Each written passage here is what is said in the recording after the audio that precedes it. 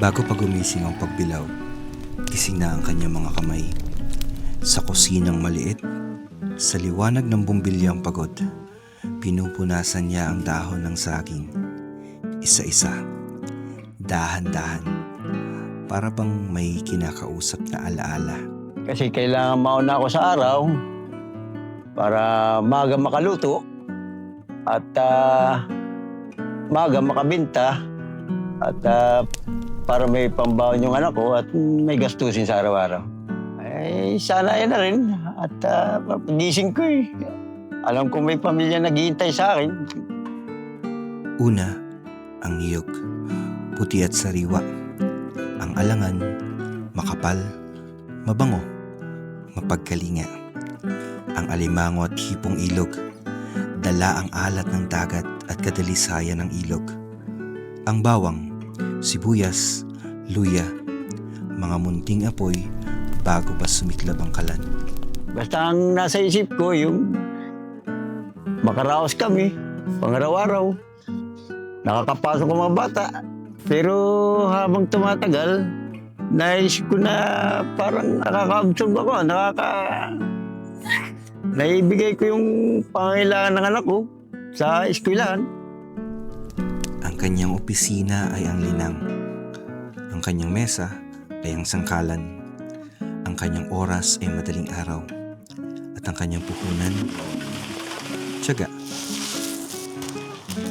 Tulad ng dahon ng saging, dumaan din siya sa apoy, sa mahal ng bilihin, sa araw na matumal ang benta, sa umagang masakit ang katawan, ngunit kailangang bumangon. May araw na mahal ang puhunan. May araw na mahina ang benta. Pero hindi pwedeng huminto . Isang balot, dalawang balot, 10, 20. Sa mata ng iba, paninda. Sa kanya, kinabukasan ng mga anak. Talagang pagtitipid. Inuuna ko yung pangangailangan sa bata, sa pag-aaral. Minsan talaga umaabot sa talagang wala na natitira, kulang pa. Pero ayos lang. Mahalaga, tuloy yung pag-aaral ng bata. Sinasabi ko sa kanila, mag-aaral lang kayo at ako nang bahala. Kapag niluto ang pinais, tatahimik ang kusina. Ang ingay na lang ay lagitik ng kahoy, paghinga ng apoy, at singaw na tumatakas. Tila kaluluwa na patungo sa sariling kaluwalhatian. Sinasabi ko na di baling mahirap tayo, basta magsikap kayo. Huwag mong sayangin ang pagkakataon na binibigay namin sa inyo. Dumating ang araw na ang mga anak ay nagsuot ng toga. Sa isang entabladong maliwanag, tinawag ang kanilang pangalan. Ngunit sa likod ng bawat pangalan, may isa pang pangalang hindi naririnig ng mikropono. Ama. Hindi may paliwanag. Parang nawala lahat ng pagod.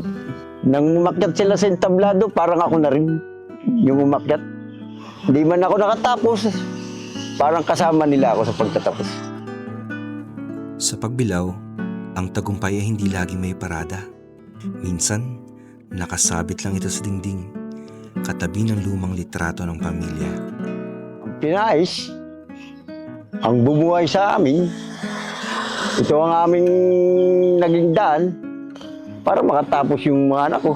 Sa iba, pagkain lang ito. Pero para sa akin, alaala ito ng hirap, pagsisikap. Kapag binuksan ng pinais, bumubukas din ang kwento ng isang bayan.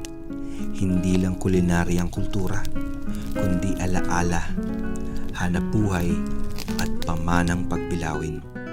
Huwag nilang kalimutan kung saan sila nagmula.